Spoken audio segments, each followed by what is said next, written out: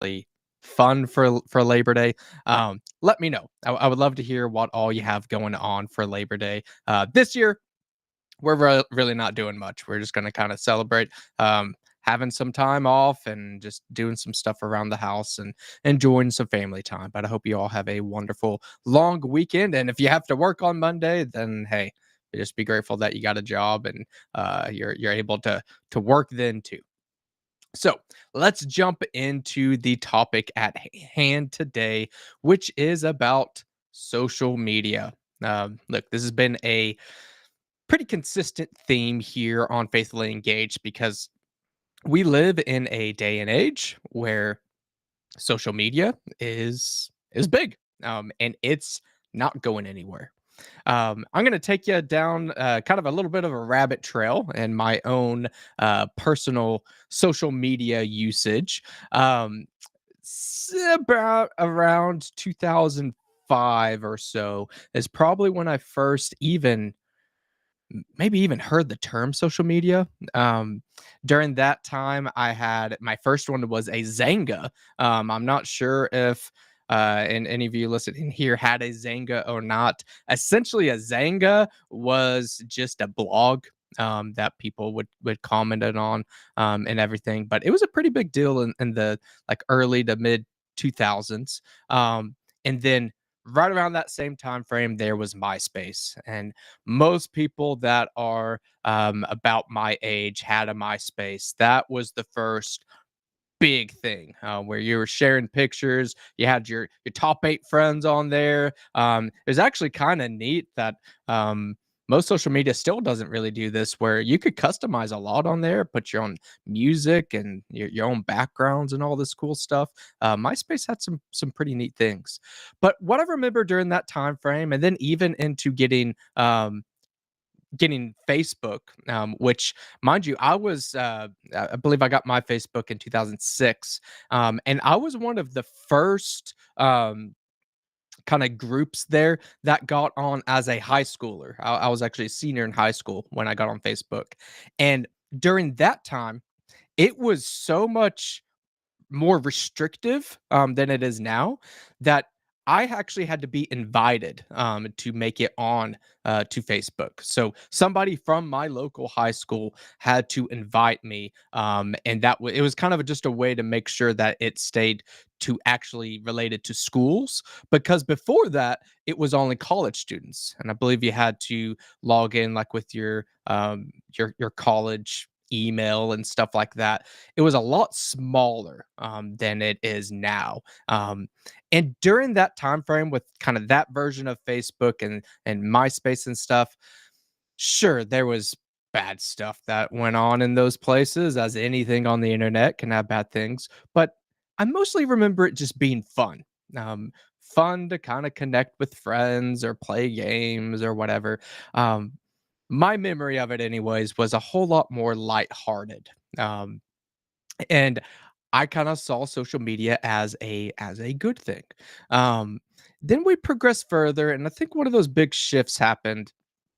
How I mentioned with Facebook, it was really centered to college age kids and then down into high school. But it was kind of more of a focused group.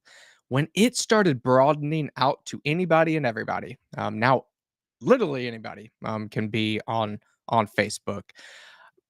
It's where you started to see a whole lot more uh, politics thrown in there all over the place, a lot more divisiveness. I think that's when some of the social media companies were really understanding the algorithms in a little bit of a better way that they could really keep you on their platforms. They knew what they were doing there. And here's the thing, divisiveness, it sells. When we're divided, when we're controversial with each other, you click, you stay on it. And this is part of why I wanted to bring up this topic right now, that online, the place that I use probably more often than anything else is X, if you want to call it Twitter.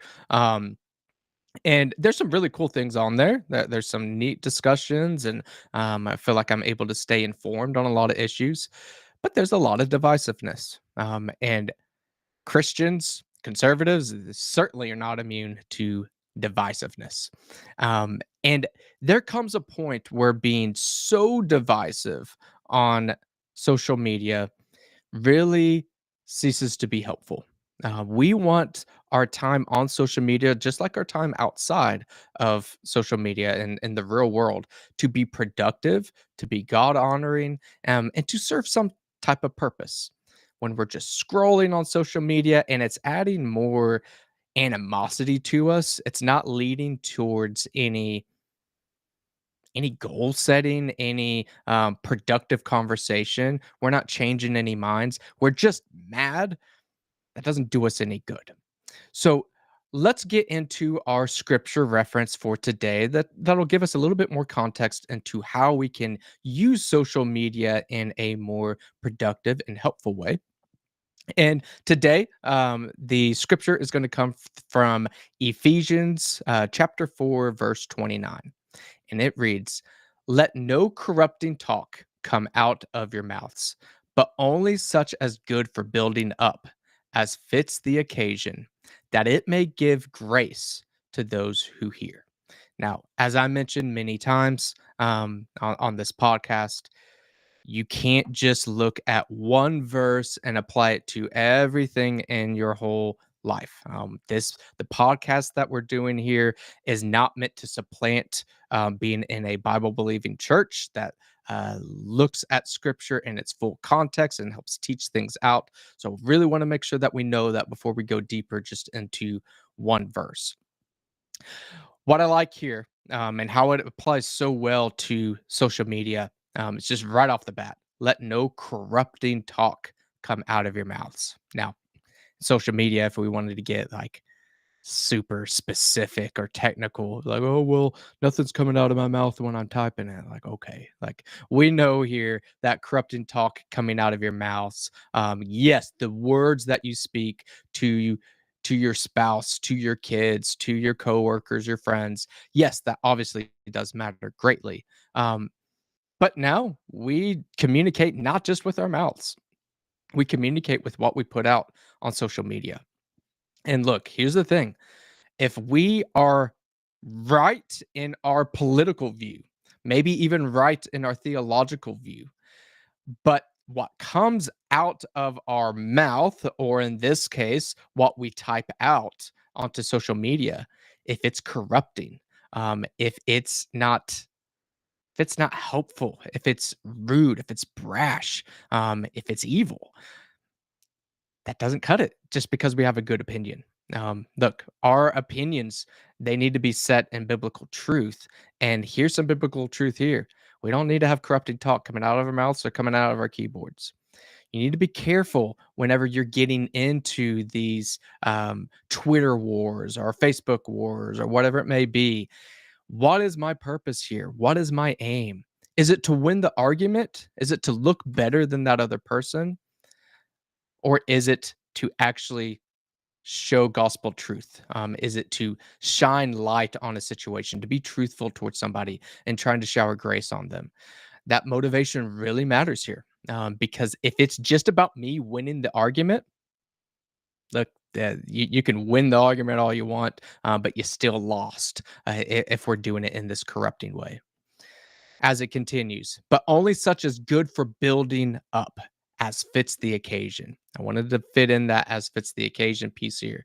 That what is good for building up. Now, we need to use some wisdom here on social media. First off, we need to use wisdom. Do I need to even be on there in the first place?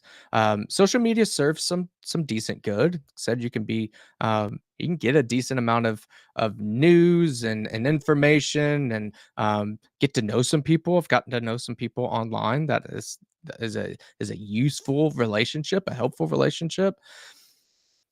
But that doesn't beat your offline relationships. You need to have offline relationships, and if your online time is negatively affecting your offline time, it's not worth it, just get off of it. So we need to keep that side of things in mind too. But these conversations that we have with each other online, even with some anonymous person that's just trying to do some crazy Twitter fight or whatever, is the way we're interacting with them, is it good for building up?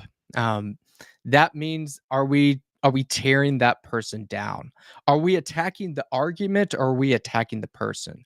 Are we hurling a lot of insults at that individual or group of people or whoever it may be? Um, that's not good for building up.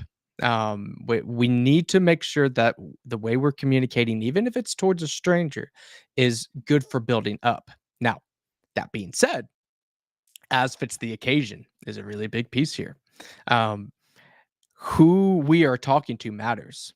If I am on Facebook getting in an argument with a family member, that is going to be different than somebody that I don't know at all.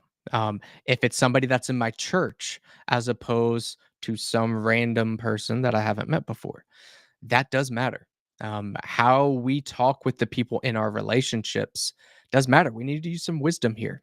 Your spouse, they mean more than that random person online. You don't give that random person online the same benefit of the doubt or the same type of conversations. We need to use some wisdom here. And as fits the occasion, look, there's going to be times. What's going to fit the occasion is to get off.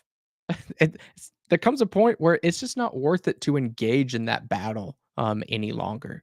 So use some wisdom here. Don't feel like I have to build everybody up, and it's my responsibility to have the billions of people that are on social media. And I have to build up every single one of them. No, that's not your call. That's way too big of a scope, and honestly, it's kind of making yourself to be out more important than you are. To be quite frank, there. So try to be uplifting even in your social media usage, but as fits the occasion, use some wisdom here. And sometimes that just means, you know what? This battle that's going on right now, it's important, but I don't really have anything that's going to help this situation. Maybe I'm going to stay out of this one. Last piece here, that it may give grace to those who hear. And again, we want our talk to be full of love, full of grace. And at times, you might hear that and think of like kind of the uh, super hippie Jesus, like love everyone and everything's great, everything's perfect. No, sometimes that means that you got to call some things out. I've had people on X talk about whether it be abortion or trans rights or whatever it may be, that our views are just completely opposite. And I'm not going to settle for a let's agree to disagree. We both have good points. No, like they're just wrong. A boy's a boy, a girl's a girl. Like that. That's it. There's really not much else to argue on that. I can say that in a very clear way, a very respectful way, and they may still be hurling insults at me, and not want to hear it at all. But the way that I say that, the way that I um, try to communicate that with full of grace, with hope and prayer that truth would impact their life, that God would change their hearts, that is much different than hurling a bunch of insults. You're just a liberal idiot, blah, blah, blah, blah, blah, blah, blah. We need to be very, very careful before we start hurling things like that. Now, again, there's times online that, first off, I'll say I'm not perfect at this. Like there's times that have certainly said things online that I shouldn't have, and that's on me to bear that. But it's also important to in this social media talk, uh, don't take social media too serious. Like social media does matter. I'm not going to say that it's not something that you shouldn't give any thought to, but like impact the people in your life, offline life more often. Um, if somebody gets mad at you online, they get mad at you online. It's okay to leave that argument and to let it be. It's not the end of the world. If some random person comes after you, don't be afraid to use the mute button. Don't be afraid to use the block button. Don't be afraid to throw your phone across the room and go play with your kids. Don't put too much effort into social media. Make it something that is useful in your life and not just a constant source of anxiety and concern, because that's just not what it's meant for. Anyways, I hope you all have a wonderful, wonderful weekend. Said take some time. I know where I'm at in Oklahoma, it's going to be a little bit cooler. Take some time, go outside, enjoy God's creation. If you're big into lakes, try to go out to the lake and enjoy some of the last times that you can get out on the boat or whatever, but enjoy God's creation. And look, if you're working on Monday, take some time to be grateful that, hey, I have a job, and I'm able to provide for my family. We need to be grateful for that, even if you don't get that day off. That being said, hope you all have a great long weekend, and I will catch you on the next Faithful Friday.